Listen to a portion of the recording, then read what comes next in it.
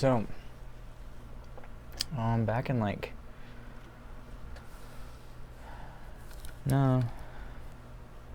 fuck it, I don't need to tell that story. It's been told. But the funny thing is, I'll tell you about another dream I had. This one was fucking weird. I was dreaming that I was giving a speech up at the Tumalo Grange Hall, and it was like my going away speech for Tumalo. And I was basically telling the story of my mom, raising a son, single mom in the late 60s,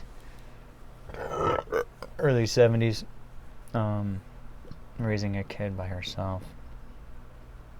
I guess she did have her grandmother here still, so it wasn't completely by herself.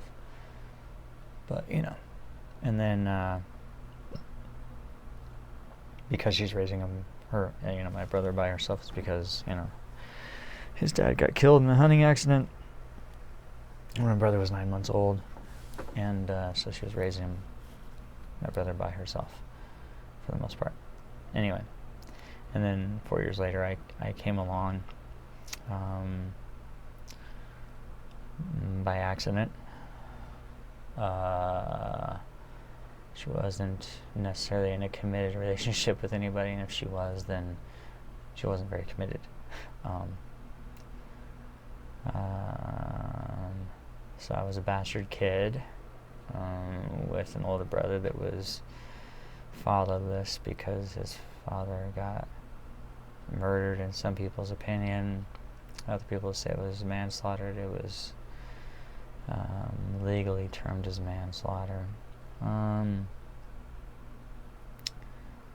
Yeah. Anyway, I was telling that story about the property to kind of, I think, affect people in this Grange Hall that I was giving a speech to in Tumalo about me leaving, and then how Tumalo was changing and how it can't go back, and that it was like open creeks and kids running around, and a sense of community when I was a kid, and literally almost everyone knew everyone else. And there wasn't really too many people you didn't know, and if you didn't know them, then they knew you in some roundabout way, or at least there was less than 6 degrees of separation for sure.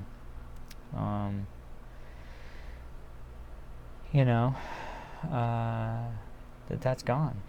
Seeing like farm equipment and tractors running down the road, and this is not happening as much anymore. It's more out of town folk. You're not from around here, are you? But there's a lot of people that just that you don't blame it. Like I said before, I don't blame them for moving here, but why they have to change it is beyond me. It's like you found a place to raise your kids, this quiet community where people know each other, and then you go and fuck it up and make it look exactly like the place you left. I really don't understand that part of it, why you would have to change it, but it's beyond me. Yeah, you should have just stayed where you were.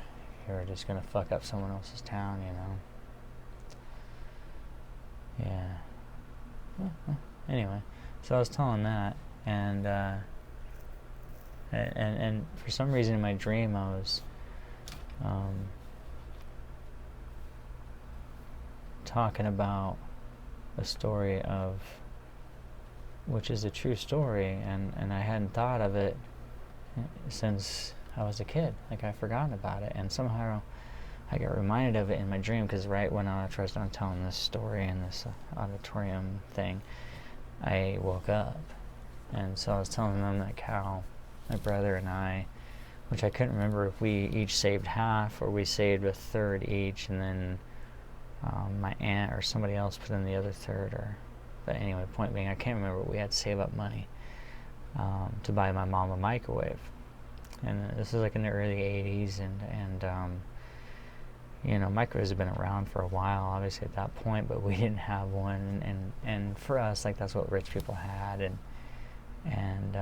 it was like this really big gift that I remember my mom held on to until that thing stopped working. I think I was probably the one that ruined it, most likely. But it was really weird because I woke up and I started thinking about, you know, as dysfunctional as we were, at times we did pull together. Sometimes out of love, a lot of times out of necessity. Like I've told you before, I think, you know, we used to have a well, and we used to have to go get water in town and carry it back. My mom would have to boil it on these big old pans on the stove, and so that was our, you know, hot water for a bath and shit like that. And yeah, humbling and good experiences, you know, like I said, in some weird ways. Other ways kind of sucked. But anyway, yeah, it was just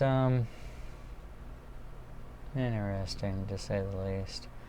I don't know, that's just a goofy ass story. Probably doesn't really amount to shit. So, god damn, there are like spiders all over my fucking yeah, whatever it's called.